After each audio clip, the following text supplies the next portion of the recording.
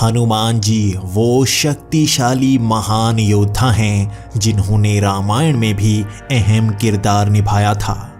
उनके बिना रामायण को संपूर्ण माना ही नहीं जा सकता। मेघनाथ के साथ युद्ध करते समय लक्ष्मण को मेघनाथ का शक्ति बाण लगता है, जिससे वो मूर्छित होकर जमीन पर गिर जाते हैं। ऐसे में सुषेण वैद्य को लंका से बुलाया जाता है और वो हनुमान जी को संजीवनी बूटी लाने के लिए लंका से हिमालय भेजते हैं। हनुमान जी भी सिर्फ एक ही रात में हिमालय का सफर करके एक पूरे के पूरे पहाड़ को वहां पर ले आते हैं। दोस्तों, क्या आपके मन में कभी ये सवाल आया कि हनुमान जी के उड़ने की रफ्तार आखिर कितनी रही होगी जो एक ही रात में वो इतना लंबा सफर तय कर पाए? यकीनन आप सोचते होंगे कि काफी तेज रही होगी, लेकिन आखिर कितनी रही होगी? आज इस वीडियो में आपको इसकी पूरी जानकारी मिलेगी, तो इस वीडियो को अंत तक जरूर देखिएगा। जिस वक्त लक्ष्मण और मेघनाथ का युद्ध होने वाला था, उससे ठीक पहले मेघनाथ ने अपनी कुलदेवी की तपस्या शुरू कर दी थी और ये तपस्या पूरा दिन चली थी। इस पूजा की खबर जब भगवान श्री राम की सेना को लगी तो विभीषण ने बताया कि अगर मेघनाथ की तपस्या पूर्ण होती है तो वो अमर हो जाएगा।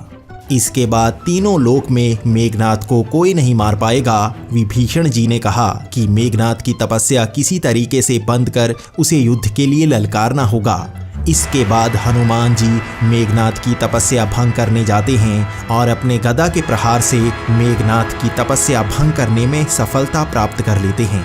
लक्ष्मण जी ने रात को ही मेघनाथ को युद्ध के लिए ललकार दिया था। रामायण के अनुसार उस समय रात्रि का दूसरा पहर शुरू हो चुका था। रात्रि का पहला पहर सूर्यास्त होते ही शुरू हो जाता है और सूर्य उदय होने के साथ ही रात्रि अंतिम यानी चौथा पहर खत्म हो जाता है। कुल 4 पहर होते हैं। इसका मतलब प्रत्येक पहर में 3 घंटे होते हैं। अब अगर आधुनिक काल की घड़ी के हिसाब से देखें तो लक्ष्मण और मेघनाथ का युद्ध रात के करीब 9 बजे शुरू हो चुका था। यह भी कहा जाता है कि लक्ष्मण और मेघनाथ के बीच बेहद घनघोर युद्ध हुआ था, जो लगभग 1 पहर और 3 घंटे तक जारी रहा था। इसके बाद मेघनाथ ने अपने शक्तिशाली अस्त्र का प्रयोग किया, जिससे लक्ष्मण जी मूर्छित हो गए। लक्ष्मण जी के मूर्छित होने का समय लगभग 12 बजे के आसपास रहा होगा। लक्ष्मण जी अगर 12 बजे मूर्छित हुए तो जाहिर है इसके बाद विभीषण द्वारा श्री राम को सुषेण वैद्य के बारे में बताना और हनुमान जी द्वारा सुषेण वैद्य को लंका से लेकर आना, इन सभी कार्यों में लगभग 1 घंटा जरूर लगा होगा। यानी इन सब में रात्रि का 1 बज गया होगा। इसके बाद सुषेण वैद्य को संजीवनी बूटी के बारे में बताना और हनुमान जी द्वारा संजीवनी बूटी लाने के लिए प्रस्थान करने में आधा घंटा जरूर लगा होगा। इन सब से मूर्छित हुए लक्ष्मण जी की जान तभी बच सकती थी जब सूर्य उदय होने से पहले उन्हें संजीवनी बूटी मिलती। हनुमान जी रात के 1:30 बजे लंका से हिमालय रवाना हुए थे और तकरीबन सुबह के 5 बजे वो संजीवनी बूटी लेकर हिमालय से वापस लंका लौट आए थे और इन सब में उन्हें महज 3.5 घंटे का समय लगा था। रामायण में हमें पढ़ने को मिलता है कि लंका से निकलकर पवनपुत्र भारत आए तो रास्ते में उन्हें कालनेमी नामक राक्षस भी रूप बदल कर मिला था। कालनेमी नामक उस राक्षस की मंशा भी हनुमान जी का समय खराब करने की थी। जैसे कि रामायण में बताया गया है कि हनुमान जी ने जब जंगल में राम नाम का जप सुना तो जिज्ञासावश नीचे उतर आए। कालनेमी ने खुद को बहुत बड़ा ज्ञानी बताया और हनुमान जी से कहा कि पहले आप स्नान करके आओ, उसके बाद मैं आपको रावण के साथ चल रहे युद्ध का नतीजा बताऊंगा। हनुमान जी उसकी बातों में आ गए और स्नान करने चले गए। स्नान करते समय उनका सामना एक मगरमच्छ से हुआ, जिसे हनुमान जी ने मार डाला। उस मगर की आत्मा ने हनुमान जी को कपटी कालनेमी की सच्चाई बता दी, जिसके बाद बजरंगबली ने उस कालनेमी को भी अपनी पूंछ से लपेटकर परलोक भेज दिया। इस घटनाक्रम में भी हनुमान जी का कम से कम आधे घंटे का समय तो जरूर खराब हुआ होगा। इसके बाद बजरंगबली ने उड़ान भरी और द्रोणगिरी पर्वत जा पहुंचे, लेकिन यहाँ भी संजीवनी बूटी को पहचानने और खोजने के लिए वो कुछ देर तो भटके ही होंगे। ऐसे में यहाँ भी उनका कम से कम आधे घंटे का समय खराब हुआ होगा।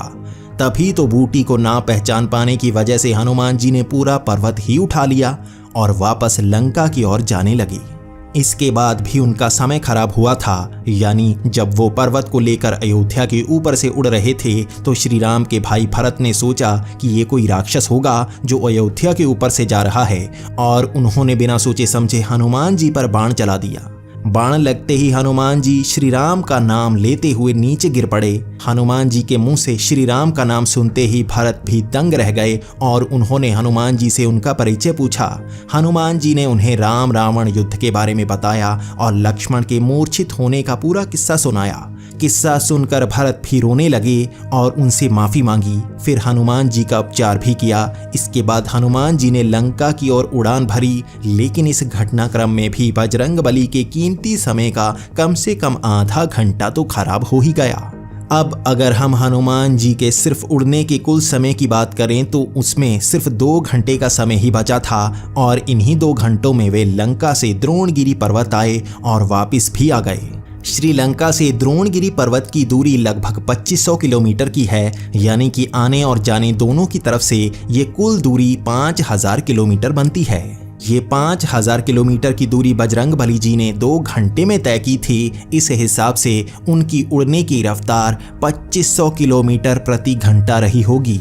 इस हिसाब से अगर हम ध्वनि की गति भी देखें तो हनुमान जी की उड़ने की रफ्तार ध्वनि की गति से भी 2.5 गुना ज्यादा थी, और ये रफ्तार आज के कई लड़ाकू विमानों से भी ज्यादा थी। और इसी रफ्तार का इस्तेमाल करके हनुमान जी ने लक्ष्मण जी की जान बचा ही ली थी। इसीलिए तो हनुमान जी को संकट मोचन कहा जाता है। किसी भी भक्त पर जब भी कोई संकट आता है तो हनुमान जी का एक बार नाम लेने से भी वो संकट आपसे बहुत दूर चला जाता है।